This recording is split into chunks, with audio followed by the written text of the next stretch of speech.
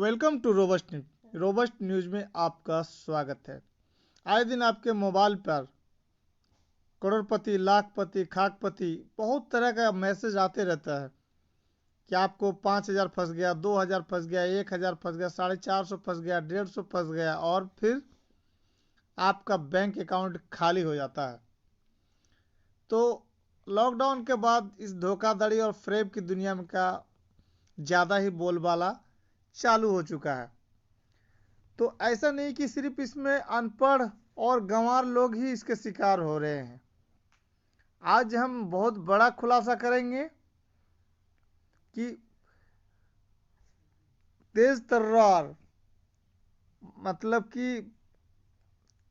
कि ऐसा नहीं कि सिर्फ गंवार लोग ही इसके शिकार हो रहे हैं। अब जो है ना, बहुत ज़्यादा ही पढ़े लिखे लोग, जो दुनिया को में ज़्यादा पढ़े लिखे में गिनती होती है, उन लोगों की हालत भी ऑनलाइन धोखाधड़ी के शिकार हो रहे हैं। तो आज हम बात कर रहे हैं और मिलाएंगे आपको ऑनलाइन धोखाधड़ी के शिकार कौन हुए हैं। आप जरूर जानते भी होंगे। टीवी पत्रकार निधि राजदान ने दिल्ली पुलिस में शिकायत दर्ज कराई है। समाचार चैनल एनडीटीवी को कौन नहीं जानता। समाचार चैनल एनडीटीवी की पूर्व कार्यकारी संपादक निधि राजदान ने जून 2020 में ट्वीट कर बताया था कि उन्हें अमेरिका स्थित प्रतिष्ठित हार्वर्ड यूनिवर्सिटी से एसोसिएट प्रोफेसर की नौकरी का प्रस्ताव मिला है, जिसके बाद उन्होंने पत्रकारिता को अलविदा कर दिया था। ऑनलाइन धोखाधड़ी के इस मामले की जांच दिल्ली पुलिस की साइबर अपराध शाखा करेगी। अगर आप इस चैनल पर नए हैं तो चैनल को सब्सक्राइब कर लें, कमेंट पे अपनी राय दें और बेल आइकन को जरूर प्रेस करें। तो अब तक तो आपने देखा होगा कि लोग धोखाधड़ी, फ्रॉड, ठगी के शिकार होकर के 1,000, 2,000, 5,000, लाख, 2 लाख अपना अकाउंट ही खाली करवाए हैं। लेकिन अब जो हम खुलासा करने जा रहे हैं कि जॉब छोड़ दी और नए जॉब के चक्कर में। तो चलिए, नई दिल्ली से यह है खबर। वरिष्ठ टीवी पत्रकार निधि राजदान ने ऑनलाइन धोखाधड़ी मामले में दिल्ली पुलिस में शिकायत दर्ज कराई है। दिल्ली पुलिस की साइबर अपराध शाखा अब इस मामले की जांच करेगी। शिकायत में उन्होंने कहा है कि वह फिशिंग स्कैम का शिकार हुई हैं, जिसमें उन्हें अमेरिका स्थित प्रतिष्ठित हार्वर्ड विश्वविद्यालय में एसोसिएट प्रोफेसर के पद की फर्जी पेशकश की गई थी। निधि राजदान ने सोमवार को दिल्ली पुलिस में धोखाधड़ी, ठगी, पहचान का फर्जीवाड़ा और अज्ञात आरोपी द्वारा पहचान छिपाने सहित संज्ञेय अपराध की शिकायत दर्ज कराई है। इससे पहले उन्होंने जम्मू कश्मीर में इसी तरह की शिकायत 16 जनवरी को दर्ज कराई थी, जब वह श्रीनगर में थी। निधि राजदान ने ट्वीट कर कहा था, मुझे यह यकीन दिलाया गया था कि मैं सितंबर में हार्वर्ड यूनिवर्सिटी में सितंबर 2020 में अध्यापन कार्य शुरू करने वाली हूं, लेकिन जब मैं अपनी नई जॉब के लिए तैयारी कर रही थी तब मुझसे कहा गया था कि कोरोना वायरस महामारी की वजह से कक्षाएं जनवरी 2021 में शुरू होंगी। दिल्ली पुलिस के एक वरिष्ठ अधिकारी ने कहा कि दक्षिण पूर्वी दिल्ली में दर्ज कराई गई शिकायत के आधार पर जांच की जाएगी। कथित स्कैम में शामिल लोगों के साथ ईमेल पर हुए संवाद और मामले से जुड़े अन्य दस्तावेज भी शिकायत के साथ लगाए गए हैं। उनके वकील श्री सिंह ने कहा कि राजदान को दिसंबर 2019 में एक ईमेल प्राप्त हुआ था, जिसमें उन्हें कथित तौर पर हार्वर्ड विश्वविद्यालय में पत्रकारिता विषय पढ़ाने के लिए एसोसिएट प्रोफेसर पद की पेशकश की गई। इसके बाद पिछले वर्ष जून में उन्होंने एनडीटीवी के कार्यकारी संपादक पद से इस्तीफा दे दिया था। सिंह ने कहा कि पिछले हफ्ते उन्हें पता चला कि 1 वर्ष की अवधि में भेजे गए सिलसिलेवार ईमेल और फर्जी दस्तावेज एक बड़े स्कैम का हिस्सा थे, ताकि धोखाधड़ी कर उन्हें हानि पहुंचाई जा सके। निधि राजदान ने साइबर अपराध सेल से अपील की है कि आरोपी का पता लगाने के लिए विस्तृत जांच की जाए और इस सिलसिले में एफआईआर दर्ज की जाए। उनके वकील के मुताबिक उन्होंने हार्वर्ड विश्वविद्यालय से भी कहा है कि इस अपराध की जांच के लिए एफबीआई या अन्य संबंधित प्राधिकार के समक्ष शिकायत दर्ज कराई जाए।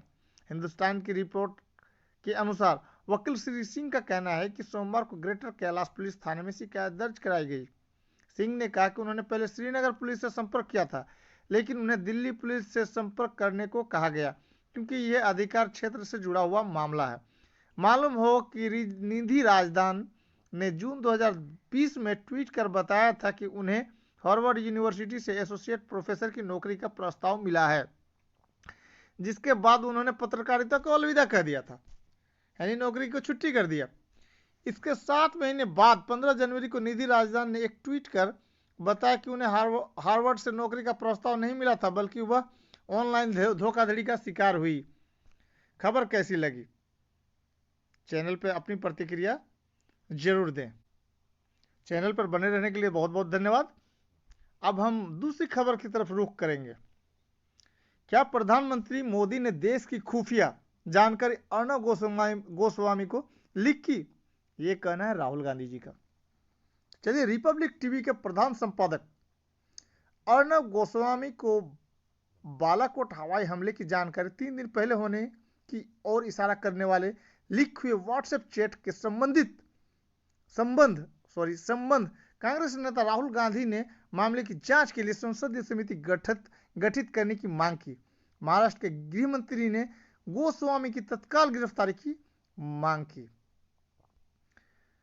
रिपब्लिक टीवी के प्रधान संपादक अर्णव गोस्वामी के व्हाट्सएप चैट पर अपनी पहली प्रतिक्रिया देते हुए कांग्रेस नेता राहुल गांधी ने अन्य विपक्षी नेताओं की आवाज में अपनी आवाज देते हुए मामले की जांच के लिए संसदीय समिति गठित करने की मांग की।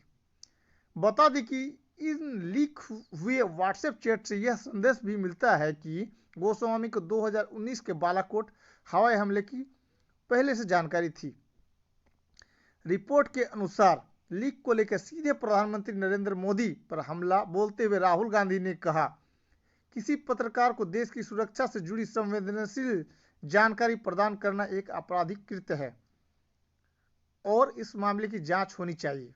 उन्होंने कहा, आप देखेंगे कोई जांच नहीं की जाएगी क्योंकि सूचना लीक करने वाले खुद प्रधानमंत्री थे। गांधी ने कहा, इस तरह की चीजें यानी बालाकोट हवाई हमला केवल कुछ लोगों की जानकारी में होती हैं, जिसमें प्रधानमंत्री, गृह मंत्री, रक्षा मंत्री, रक्षा सचिव, वायुसेना प्रमुख और सैन्य प्रमुख शामिल होते हैं। इसलिए अगर इस तरह का कोई रहस्य किसी पत्रकार को लीक हो गया है तो यह आधिकारिक गोपनीयता कानून का उल्लंघन है। यह एक देश की खुफिया जानकारी को लीक करने का मामला है। उन्होंने आरोप लगाया, इन्हीं 5 लोगों में से किसी एक ने सूचना दी होगी। यह एक आपराधिक कृत्य है। राहुल गांधी ने कहा, हमें यह पता करना होगा कि यह सूचना किसने दी। सूचना देने और हासिल करने वाले दोनों को जेल जाना होगा। इसकी प्रक्रिया आरंभ हो जानी चाहिए, लेकिन यह प्रक्रिया आरंभ नहीं होगी क्योंकि हो सकता है कि प्रधानमंत्री ने ही सूचना दी होगी। कांग्रेस नेता के मुताबिक हवाई हमले का राजनीतिक लाभ उठाने में कुछ भी देशभक्ति जैसा नहीं है। उन्होंने आगे कहा कि केंद्र में यानी सत्ता में बैठी भाजपा और उसकी सरकार खुद को देशभक्त और राष्ट्रवादी कहती है, लेकिन राष्ट्रीय सुरक्षा से समझौता कर सकने वाली एक ऐसी संवेदनशील जानकारी लीक करना एक आपराधिक कृत्य है जो कि देश की वायुसेना और उसके पायलटों को गंभीर खतरे में डालती है। उन्होंने कहा कि इसकी निश्चित तौर पर जांच होनी चाहिए। उन्होंने कहा, हम जानना चाहते हैं कि इन लोगों में से किसने अर्णव गोस्वामी को यह जानकारी दी। क्या वह खुद प्रधानमंत्री नरेंद्र मोदी थे या वह गृहमंत्री थे? पूर्व कांग्रेस अध्यक्ष ने कहा, यदि अर्णव गोस्वामी के व्हाट्सएप संदेशों पर ऐसी जानकारी है तो यह पाकिस्तान के पास भी हो सकती है और फिर यह गुप्त नहीं रह सकती है। इसलिए यह पायलटों के जीवन और पूरे ऑपरेशन को खतरे में डालती है। बता दें कि कई चैनलों द्वारा टेलीविजन रेटिंग पॉइंट्स यानी टीआरपी को लेकर की गई कथित धोखाधड़ी मामले में चल रही जांच में मुंबई पुलिस ने रिपब्लिक टीवी के संपादक अर्णव गोस्वामी और Broadcast Audience Research Council BARC के पूर्व सीईओ पार्थो दास गुप्ता के बीच हुई व्हाट्सएप चैट जारी करते हुए बताया है कि किस तरह उन्होंने रेटिंग से छेड़छाड़ के तरीके के बारे में चर्चा की थी। व्हाट्सएप मैसेज गोस्वामी के प्रधानमंत्री कार्यालय और सूचना एवं प्रसारण मंत्रालय से नजदीकी दिखाते हैं।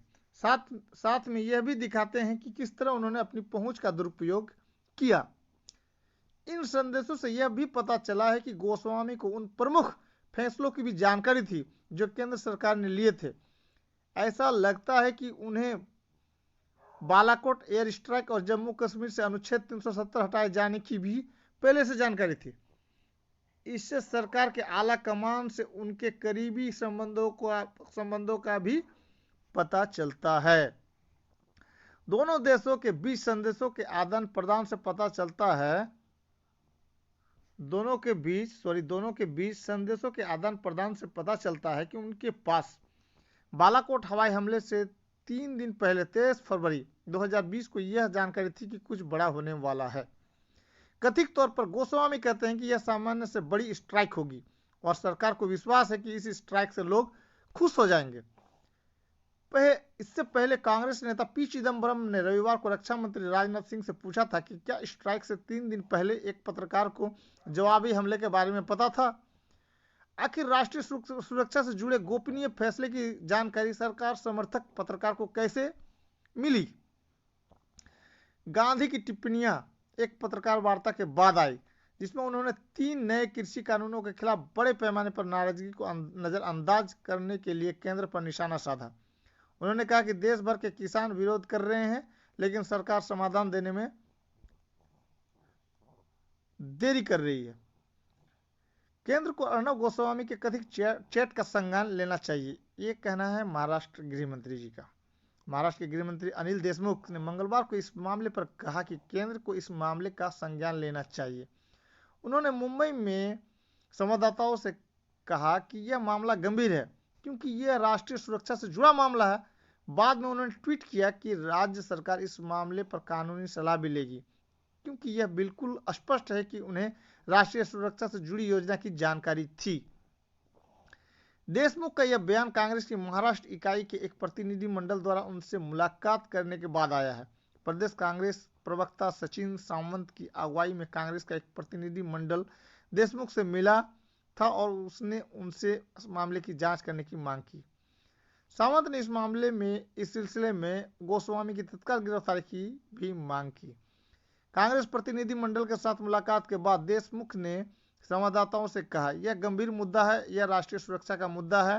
केंद्र को निश्चित ही उसका संज्ञान लेने की जरूरत है। उन्होंने बाद में ट्वीट किया, हम इस मामले पर कानूनी सलाह भी लेंगे क्योंकि यह बिल्कुल स्पष्ट है कि उन्हें राष्ट्रीय सुरक्षा से जुड़ी योजना की जानकारी थी। उन्होंने लिखा, राज्य सरकार वरिष्ठ पुलिस अधिकारियों के साथ चर्चा के बाद आगे की कार्रवाई करेगी।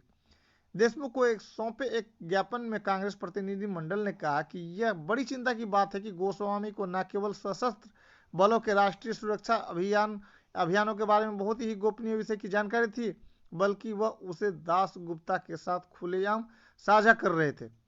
कांग्रेस ने सवाल किया कि कैसे गोस्वामी को पाकिस्तान में वायुसेना के सीमा पार हवाई हमले से कई दिन पहले ही कथित रूप से उसकी सूचना मिल गई। पार्टी ने कहा कि यह शिष्टतम स्तर पर राष्ट्रीय सुरक्षा के साथ समझौते को दर्शाता है। ज्ञापन में कहा गया है, हम आपसे अनुरोध करना चाहते हैं कि सशस्त्र बलों के अभियान से कई दिन पहले ही उसके बारे में संवेदनशील एवं गोपनीय सूचना लीक करने की जांच का आदेश दिया जाए और यदि जरूरी समझा जाए तो अर्णब गोस्वामी के विरुद्ध सरकारी गोपनीयता कानून 1923 के तहत मामला दर्ज किया जाए। सावंत ने एक बयान में आरोप लगाया कि गोस्वामी के 3 दिन पहले ही हवाई हमले के बारे में पता चल गया था। उन्होंने कहा, कैसे गोस्वामी को ऐसे गोपनीय एवं संवेदनशील सूचना मिली। यह एक प्रकार का देशद्रोह और गोस्वामी को तत्काल गिरफ्तार किया जाना चाहिए। इससे पहले बीते 18 जनवरी को शरद पवार की अगुवाई वाली राष्ट्रवादी कांग्रेस पार्टी ने सरकार से गोस्वामी एवं दास गुप्ता के बीच कथित चैट की जांच के लिए संयुक्त संसदीय समिति बनाने की मांग की थी। राष्ट्रीय सुरक्षा के मुद्दों को टीआरपी का तमाशा बना दिया गया है, ये कहना है महबूबा मुफ्ती जी का। जम्मू कश्मीर के पूर्व मुख्यमंत्री और पीडीपी अध्यक्ष महबूबा मुफ्ती ने आरोप लगाया है कि राष्ट्रीय सुरक्षा और अति महत्वपूर्ण मुद्दों को एक टीआरपी तमाशा बना दिया गया है। मुफ्ती रिपब्लिक टीवी के प्रधान संपादक अर्णब गोस्वामी और टेलीविजन रेटिंग एजेंसी बीआरसी के पूर्व सीईओ पार्थो दास गुप्ता के बीच उन कथित व्हाट्सएप संदेशों पर प्रतिक्रिया व्यक्त कर रही थी जो मुंबई पुलिस द्वारा टीआरपी घोटाला मामले में दायर दायर पूरक आरोप पत्र का कथित तौर पर हिस्सा है। उन्होंने बालाकोट हवाई हमलों का जिक्र करते हुए दावा किया कि आज यह स्पष्ट हो गया है कि वह पुलवामा हमले के शहीदों का बदला लेने के लिए नहीं बल्कि विशेष दल को लाभ पहुंचाने के लिए किया गया था।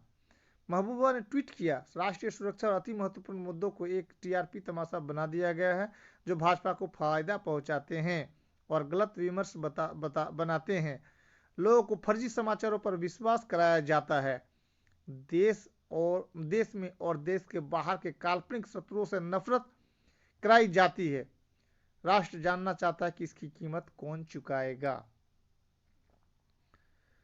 महबूबा मुफ्ती लिखती हैं, whosoever questions the timing of the Balakot strike in 2019 was criticized and dubbed as anti-national. Today we stand vindicated that it was done to be benefit a particular party in the election and not to avenge the massacre of Pulwama attack. महबूबा ने tweet किया, राष्ट्रीय सुरक्षा के महत्वपूर्ण मुद्दों को एक TRP तमाशा बना दिया गया है जो भाजपा को फायदा पहुंचाते हैं और गलत विमर्श बनाते हैं। लोगों को फर्जी समाचारों पर विश्वास कराया जाता है। देश में और देश के बाहर के काल्पनिक शत्रुओं से नफरत कराई जाती है। राष्ट्र जानना चाहता है कि इसकी कीमत कौन चुकाएगा। खबर कैसी लगी? चैनल को सब्सक्राइब करें, कमेंट में अपनी राय दें। आपका दिन शुभ रहे। Thanks audience, thanks listener.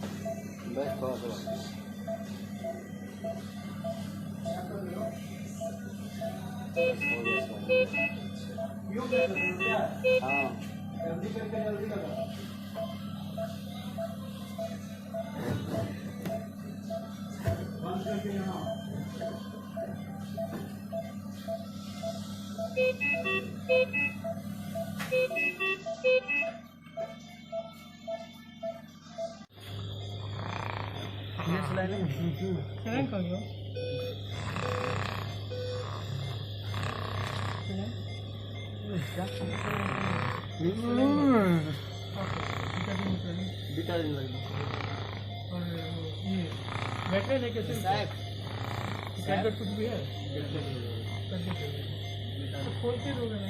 खोल के डालो ना, उसमें दो गच पीस में इधर में 1 मिनट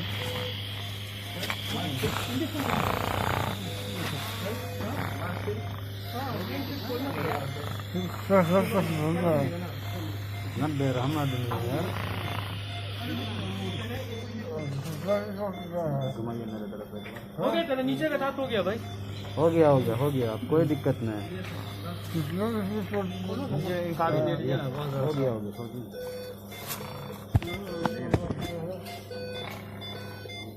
हो गया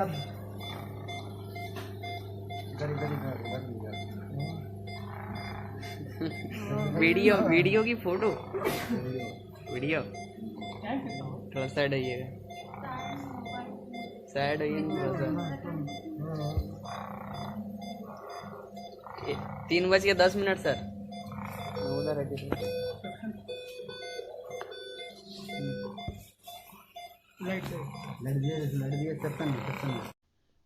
welcome to Robust News. Robust News में आपका स्वागत है। आए दिन आपके मोबाइल पर करोड़पति, लाखपति, खाकपति बहुत तरह का मैसेज आते रहता है कि आपको 5,000 फंस गया, 2,000 फंस गया, 1,000 फंस गया, 450 फंस गया, 150 फंस गया और फिर आपका बैंक अकाउंट खाली हो जाता है। तो लॉकडाउन के बाद इस धोखाधड़ी और फ्रॉड की दुनिया में का ज़्यादा ही बोलबाला चालू हो चुका है। तो ऐसा नहीं कि सिर्फ इसमें अनपढ़ और गंवार लोग ही इसके शिकार हो रहे हैं। आज हम बहुत बड़ा खुलासा करेंगे कि तेज तर्रार मतलब कि ऐसा नहीं कि सिर्फ गंवार लोग ही इसके शिकार हो रहे हैं। अब जो है ना, बहुत ज़्यादा ही पढ़े लिखे लोग, जो दुनिया को में ज़्यादा पढ़े लिखे में गिनती होती है, उन लोगों की हालत भी ऑनलाइन धोखाधड़ी के शिकार हो रहे हैं। तो आज हम बात कर रहे हैं और मिलाएंगे आपको ऑनलाइन धोखाधड़ी के शिकार कौन हुए हैं।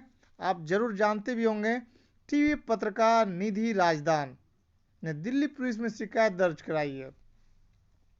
समाचार चैनल एनडीटीवी को कौन नहीं जानता। समाचार चैनल एनडीटीवी की पूर्व कार्यकारी संपादक निधि राजदान ने जून 2020 में ट्वीट कर बताया था कि उन्हें अमेरिका स्थित प्रतिष्ठित हार्वर्ड यूनिवर्सिटी से एसोसिएट प्रोफेसर की नौकरी का प्रस्ताव मिला है, जिसके बाद उन्होंने पत्रकारिता को अलविदा कर दिया था। ऑनलाइन धोखाधड़ी के इस मामले की जांच दिल्ली पुलिस की साइबर अपराध शाखा करेगी। अगर आप इस चैनल पर नए हैं तो चैनल को सब्सक्राइब कर लें, कमेंट पे अपनी राय दें और बेल आइकन को जरूर प्रेस करें। तो अब तक तो आपने देखा होगा कि लोग धोखाधड़ी, फ्रॉड, ठगी के शिकार होकर के 1,000, 2,000, 5,000, लाख, 2 लाख अपना अकाउंट ही खाली करवाए हैं। लेकिन अब जो हम खुलासा करने जा रहे हैं कि जॉब छोड़ दी और नए जॉब के चक्कर में। तो चलिए, नई दिल्ली से यह है खबर। वरिष्ठ टीवी पत्रकार निधि राजदान ने ऑनलाइन धोखाधड़ी मामले में दिल्ली पुलिस में शिकायत दर्ज कराई है। दिल्ली पुलिस की साइबर अपराध शाखा अब इस मामले की जांच करेगी। शिकायत में उन्होंने कहा है कि वह फिशिंग स्कैम का शिकार हुई हैं, जिसमें उन्हें अमेरिका स्थित प्रतिष्ठित हार्वर्ड विश्वविद्यालय में एसोसिएट प्रोफेसर के पद की फर्जी पेशकश की गई थी। निधि राजदान ने सोमवार को दिल्ली पुलिस में धोखाधड़ी, ठगी, पहचान का फर्जीवाड़ा और अज्ञात आरोपी द्वारा पहचान छिपाने सहित संज्ञेय अपराध की शिकायत दर्ज कराई है। इससे पहले उन्होंने जम्मू कश्मीर में इसी तरह की शिकायत 16 जनवरी को दर्ज कराई थी, जब वह श्रीनगर में थी। निधि राजदान ने ट्वीट कर कहा था, मुझे यह यकीन दिलाया गया था कि मैं सितंबर में हार्वर्ड यूनिवर्सिटी में सितंबर 2020 में अध्यापन कार्य शुरू करने वाली हूं, लेकिन जब मैं अपनी नई जॉब के लिए तैयारी कर रही थी तब मुझसे कहा गया था कि कोरोना वायरस महामारी की वजह से कक्षाएं जनवरी 2021 में शुरू होंगी। दिल्ली पुलिस के एक वरिष्ठ अधिकारी ने कहा कि दक्षिण पूर्वी दिल्ली में दर्ज कराई गई शिकायत के आधार पर जांच की जाएगी। कथित स्कैम में शामिल लोगों के साथ ईमेल पर हुए संवाद और मामले से जुड़े अन्य दस्तावेज भी शिकायत के साथ लगाए गए हैं। उनके वकील श्री सिंह ने कहा कि राजदान को दिसंबर 2019 में एक ईमेल प्राप्त हुआ था, जिसमें उन्हें कथित तौर पर हार्वर्ड विश्वविद्यालय में पत्रकारिता विषय पढ़ाने के लिए एसोसिएट प्रोफेसर पद की पेशकश की गई। इसके बाद पिछले वर्ष जून में उन्होंने एनडीटीवी के कार्यकारी संपादक पद से इस्तीफा दे दिया था। सिंह ने कहा कि पिछले हफ्ते उन्हें पता चला कि 1 वर्ष की अवधि में भेजे गए सिलसिलेवार ईमेल और फर्जी दस्तावेज एक बड़े स्कैम का हिस्सा थे, ताकि धोखाधड़ी कर उन्हें हानि पहुंचाई जा सके। निधि राजदान ने साइबर अपराध सेल से अपील की है कि आरोपी का पता लगाने के लिए विस्तृत जांच की जाए और इस सिलसिले में एफआईआर दर्ज की जाए। उनके वकील के मुताबिक उन्होंने हार्वर्ड विश्वविद्यालय से भी कहा है कि इस अपराध की जांच के लिए एफबीआई या अन्य संबंधित प्राधिकार के समक्ष शिकायत दर्ज कराई जाए। हिंदुस्तान की रिपोर्ट के अनुसार वकील श्री सिंह का कहना है कि सोमवार को ग्रेटर कैलाश पुलिस थाने में शिकायत दर्ज कराई गई। सिंह ने कहा कि उन्होंने पहले श्रीनगर पुलिस से संपर्क किया था, लेकिन उन्हें दिल्ली पुलिस से संपर्क करने को कहा गया क्योंकि यह अधिकार क्षेत्र से जुड़ा हुआ मामला है। मालूम हो कि निधि राजदान ने जून 2020 में ट्वीट कर बताया था कि उन्हें हार्वर्ड यूनिवर्सिटी से एसोसिएट प्रोफेसर की नौकरी का प्रस्ताव मिला है, जिसके बाद उन्होंने पत्रकारिता को अलविदा कह दिया था, यानी नौकरी को छुट्टी कर दिया। इसके 7 महीने बाद 15 जनवरी को निधि राजदान ने एक ट्वीट कर बताया कि उन्हें हार्वर्ड से नौकरी का प्रस्ताव नहीं मिला था, बल्कि वह ऑनलाइन धोखाधड़ी का शिकार हुई। खबर कैसी लगी? चैनल पर अपनी प्रतिक्रिया जरूर दें। चैनल पर बने रहने के लिए बहुत बहुत धन्यवाद। अब हम दूसरी खबर की तरफ रुख करेंगे। क्या प्रधानमंत्री मोदी ने देश की खुफिया जानकारी अर्णव गोस्वामी को लीक की? ये कहना है राहुल गांधी जी का। चलिए, रिपब्लिक टीवी के प्रधान संपादक अर्णव गोस्वामी को बालाकोट हवाई हमले की जानकारी 3 दिन पहले होने की ओर इशारा करने वाले लीक हुए व्हाट्सएप चैट के संबंध कांग्रेस नेता राहुल गांधी ने मामले की जांच के लिए संसदीय समिति गठित करने की मांग की। महाराष्ट्र के गृह मंत्री ने गोस्वामी की तत्काल गिरफ्तारी की मांग की। रिपब्लिक टीवी के प्रधान संपादक अर्णव गोस्वामी के व्हाट्सएप चैट पर अपनी पहली प्रतिक्रिया देते हुए कांग्रेस नेता राहुल गांधी ने अन्य विपक्षी नेताओं की आवाज में अपनी आवाज देते हुए मामले की जांच के लिए संसदीय समिति गठित करने की मांग की। बता दें कि इन लीक हुए व्हाट्सएप चैट से यह संदेश भी मिलता है कि गोस्वामी को 2019 के बालाकोट हवाई हमले की पहले से जानकारी थी। रिपोर्ट के अनुसार लीक को लेकर सीधे प्रधानमंत्री नरेंद्र मोदी पर हमला बोलते हुए राहुल गांधी ने कहा, किसी पत्रकार को देश की सुरक्षा से जुड़ी संवेदनशील जानकारी प्रदान करना एक आपराधिक कृत्य है और इस मामले की जांच होनी चाहिए। उन्होंने कहा, आप देखेंगे कोई जांच नहीं की जाएगी क्योंकि सूचना लीक करने वाले खुद प्रधानमंत्री थे।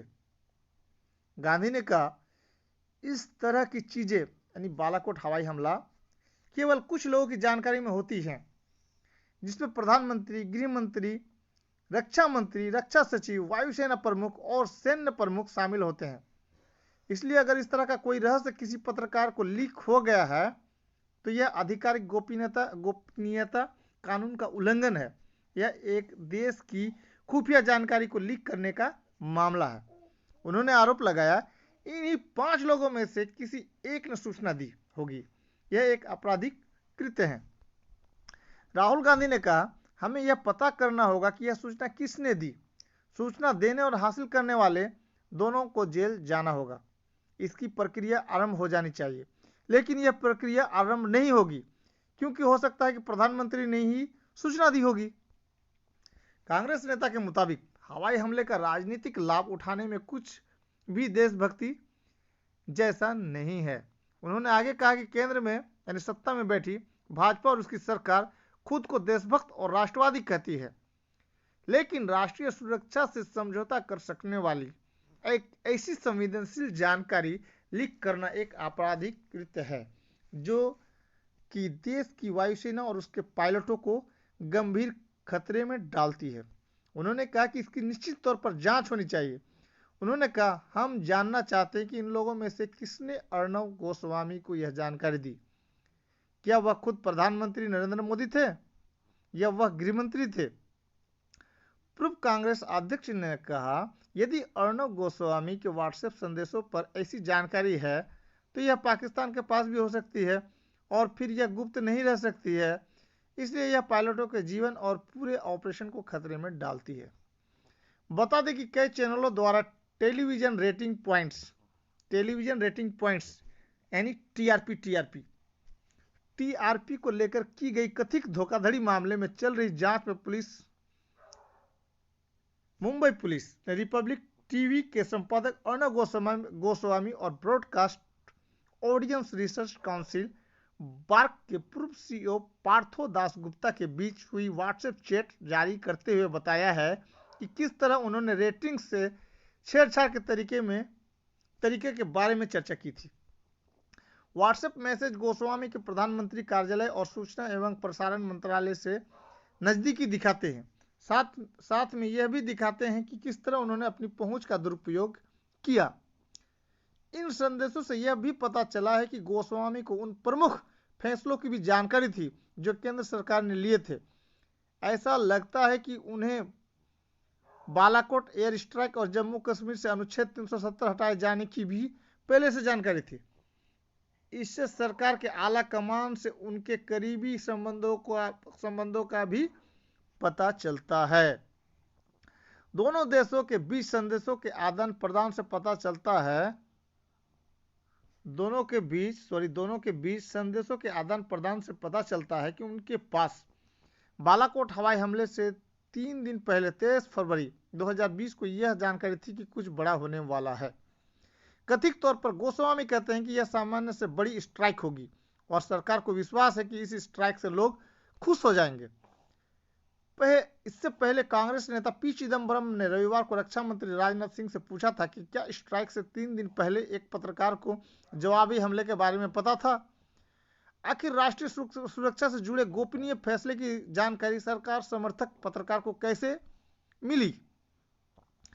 गांधी की टिप्पणियां एक पत्रकार वार्ता के बाद आई जिसमें उन्होंने 3 नए कृषि कानूनों के खिलाफ बड़े पैमाने पर नाराजगी को नजरअंदाज करने के लिए केंद्र पर निशाना साधा।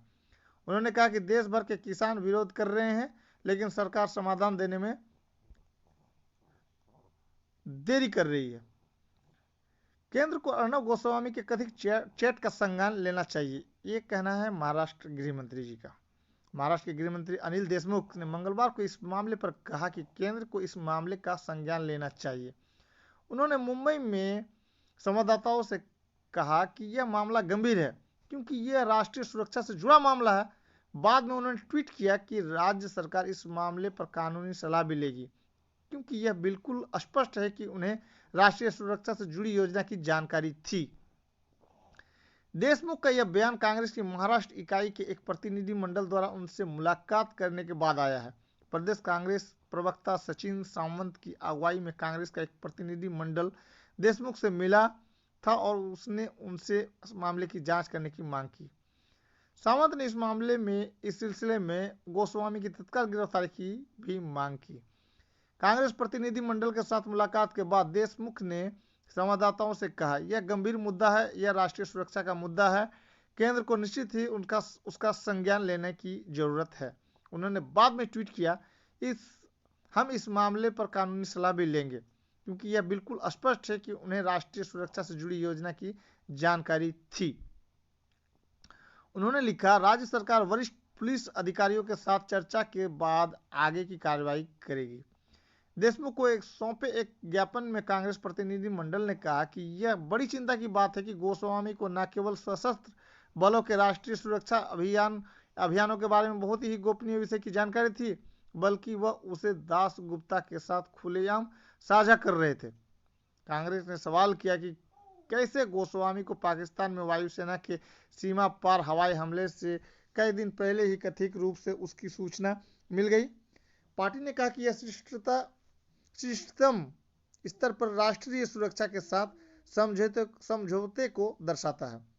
ज्ञापन में कहा गया है, हम आपसे अनुरोध करना चाहते हैं कि सशस्त्र बलों के अभियान से कई दिन पहले ही उसके बारे में संवेदनशील एवं गोपनीय सूचना लीक करने की जांच का आदेश दिया जाए और यदि जरूरी समझा जाए तो अर्णब गोस्वामी के विरुद्ध सरकारी गोपनीयता कानून 1923 के तहत मामला दर्ज किया जाए। सावंत ने एक बयान में आरोप लगाया कि गोस्वामी के 3 दिन पहले ही हवाई हमले के बारे में पता चल गया था। उन्होंने कहा, कैसे गोस्वामी को ऐसे गोपनीय एवं संवेदनशील सूचना मिली। यह एक प्रकार का देशद्रोह और गोस्वामी को तत्काल गिरफ्तार किया जाना चाहिए। इससे पहले बीते 18 जनवरी को शरद पवार की अगुवाई वाली राष्ट्रवादी कांग्रेस पार्टी ने सरकार से गोस्वामी एवं दास गुप्ता के बीच कथित चैट की जांच के लिए संयुक्त संसदीय समिति बनाने की मांग की थी। राष्ट्रीय सुरक्षा के मुद्दों को टीआरपी का तमाशा बना दिया गया है, ये कहना है महबूबा मुफ्ती जी का। जम्मू कश्मीर के पूर्व मुख्यमंत्री और पीडीपी अध्यक्ष महबूबा मुफ्ती ने आरोप लगाया है कि राष्ट्रीय सुरक्षा और अति महत्वपूर्ण मुद्दों को एक टीआरपी तमाशा बना दिया गया है। मुफ्ती रिपब्लिक टीवी के प्रधान संपादक अर्णव गोस्वामी और टेलीविजन रेटिंग एजेंसी बीआरसी के पूर्व सीईओ पार्थो दासगुप्ता के बीच उन कथित व्हाट्सएप संदेशों पर प्रतिक्रिया व्यक्त कर रही थी, जो मुंबई पुलिस द्वारा टीआरपी घोटाला मामले में दायर पूरक आरोप पत्र का कथित तौर पर हिस्सा है।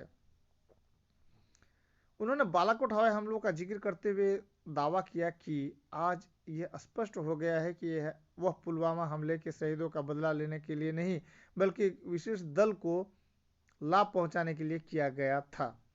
महबूबा ने ट्वीट किया, राष्ट्रीय सुरक्षा और अति महत्वपूर्ण मुद्दों को एक टीआरपी तमाशा बना दिया गया है, जो भाजपा को फायदा पहुंचाते हैं और गलत विमर्श बनाते हैं। लोगों को फर्जी समाचारों पर विश्वास कराया जाता है। देश में और देश के बाहर के काल्पनिक शत्रुओं से नफरत कराई जाती है। राष्ट्र जानना चाहता है कि इसकी कीमत कौन चुकाएगा। महबूबा मुफ्ती लिखती हैं, whosoever questions the timing of the Balakot strike in 2019 was criticized and dubbed as anti-national. Today we stand vindicated that it was done to be benefit a particular party in the election and not to avenge the massacre of Pulwama attack. महबूबा ने tweet किया, राष्ट्रीय सुरक्षा के महत्वपूर्ण मुद्दों को एक TRP तमाशा बना दिया गया है, जो भाजपा को फायदा पहुंचाते हैं और गलत विमर्श बनाते हैं। लोगों को फर्जी समाचारों पर विश्वास कराया जाता है। देश में और देश के बाहर के काल्पनिक शत्रुओं से नफरत कराई जाती है। राष्ट्र जानना चाहता है कि इसकी कीमत कौन चुकाएगा। खबर कैसी लगी? चैनल को सब्सक्राइब करें, कमेंट में अपनी राय दें। आपका दिन शुभ रहे। Thanks audience, thanks listener.